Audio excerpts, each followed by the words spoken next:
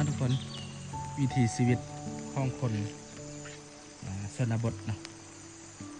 ตื่นเช้ามากับมาเบิ่งงัวเบิ่งควายเนาะเบิ่งส่วนอันนี้ถือว่าอยู่ทงนาพอดีมาเบิ่งงัวตอนเช้าเนาะฝนตก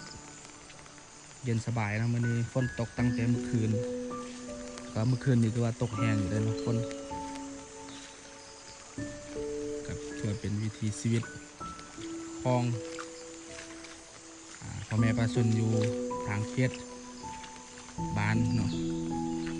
อันนี้นะงัว